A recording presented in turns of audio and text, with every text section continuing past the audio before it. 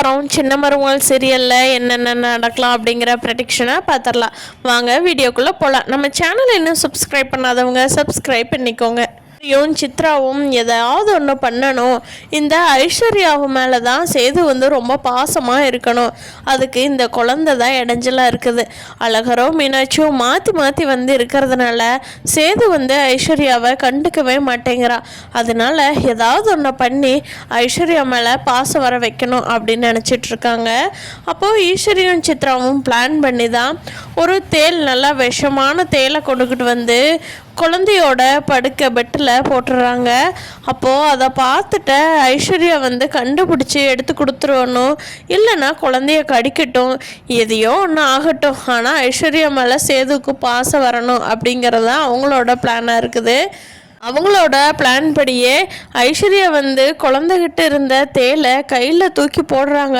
ஒரு நிமிஷம் விட்டால் கூட போய் குழந்தைய தேல் கடிச்சிரும் அப்படிங்கிறதுனால மீனாட்சி எப்படியாவது காப்பாற்றணும் அப்படிங்கிற ஆர்வத்தில் ஐஸ்வர்யா தேலை தூக்கி எறிகிறப்போ ஐஸ்வர்யாவோட கையை தேல் கடிச்சிருது.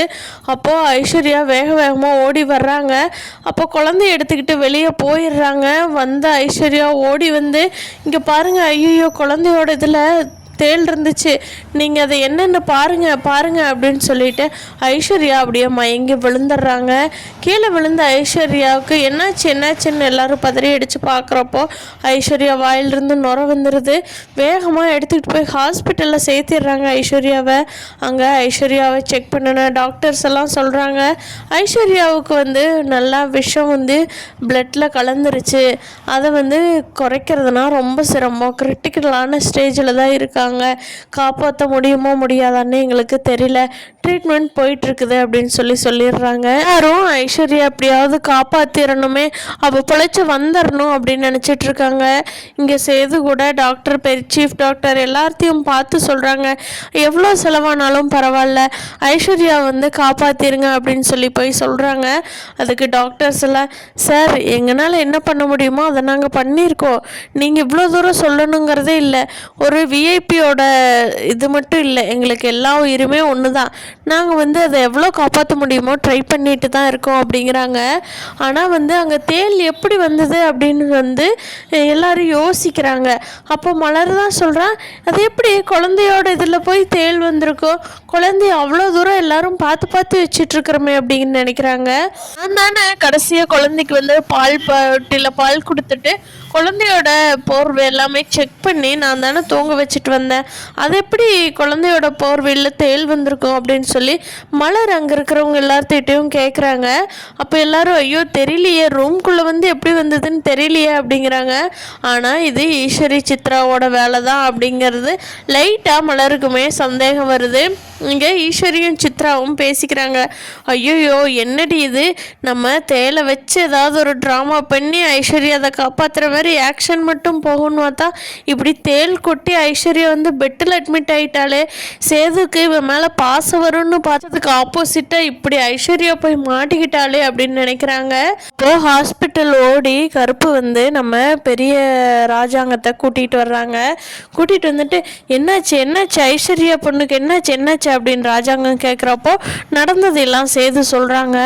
அப்போது கருப்போ, ஐயோ இப்படி என்ன நடந்தது, இது என்னாச்சு அப்படின்னு நினச்சிட்டு இருக்கிற போதே கருப்புக்கு சாமி வந்துடுது. சாமி ஆடி, இப்போவாவது எல்லாரும் உண்மையை சொல்லிடுங்க என்ன நடந்ததுன்னு, இந்த வீட்டுக்கு தெரிய வர்றப்ப தான் நான் நிவர்த்தி பண்ணி கொடுப்பது, நடந்த தப்பையெல்லாம் இன்னுமே மூடி மறைச்சிங்க, இந்த சாமியோட மறு ஆட்டத்தை பார்ப்பீங்க அப்படின்னு சொல்லி சாமி ஆடி சொல்கிறாங்க. அப்போது அப்படியே சாமி கருப்பு அப்படியே சைலண்ட் ஆயிடுறாரு. பார்த்த ஈஸ்வரிக்குமே பயமாயிருது.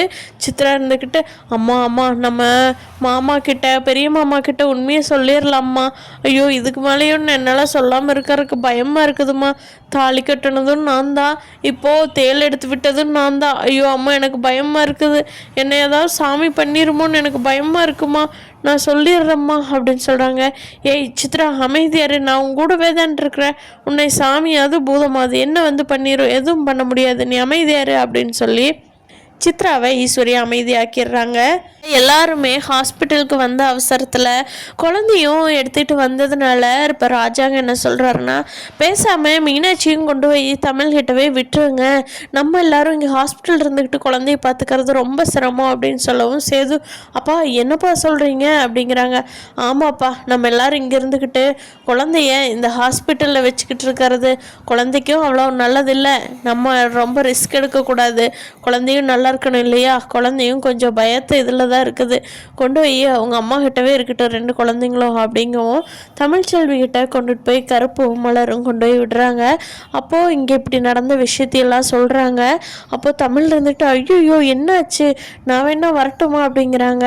அதுக்கு கருப்பும் மலரும் சொல்கிறாங்க, இல்லை தமிழ் நீ ஒன்றும் வேண்டாம், அங்கே எல்லா டாக்டர்ஸும் பார்த்துக்கிட்டாங்க, அதனால் நீ குழந்தைங்க 2 பேர்த்தையும் நல்லா பார்த்துக்கோ, அதனால தான் மீனாட்சியும் உங்கள்கிட்டயே விட்டுட்டு வர சொன்னாங்க மாமா, அதான் கூட்டிகிட்டு வந்த தமிழ், இங்கே 2 குழந்தையும் பார்த்துக்க முடியுமா அப்படின்னு சொல்லி மலர் கேட்க, அக்கா என்ன சொல்கிறீங்க, நான் என் குழந்தைங்க 2 எங்கிட்ட இருக்காதான்னு எத்தனை நாள் ஏங்கி தவிச்சேன் தெரியுமா, அந்த நாள் இன்னைக்கு தான் வந்திருக்குது, என்னால் பார்த்துக்க முடியாதா என்ன, நீங்கள் போயிட்டு வாங்கக்கா ஹாஸ்பிட்டலுக்கு அப்படின்ட்டுறாங்க.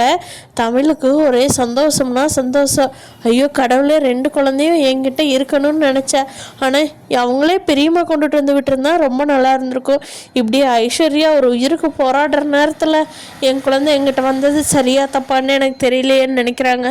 இவங்க குழந்தைய கொண்டுட்டு வந்து கொடுத்துட்டு போகிற நேரம் ஹாஸ்பிட்டலுக்கு போனதும் அங்கே ஹாஸ்பிட்டலில் டாக்டர்ஸ் எல்லாம் வெளியே வந்து, சாரி எங்களால் வந்து இவங்கள காப்பாற்ற முடியல, எங்களால் ஆனால் எல்லா எஃபோர்ட்ஸும் போட்டுட்டோம், ஆனாலும் ரொம்ப விஷம் வந்து ரத்தத்துலலாம் மிக்ஸ் ஆகி அவங்க அவ்வளோதான், இனி எதுவும் எங்களால் காப்பாற்ற முடியல அப்படின்னு சொல்லி கையை விரிச்சிட்றாங்க.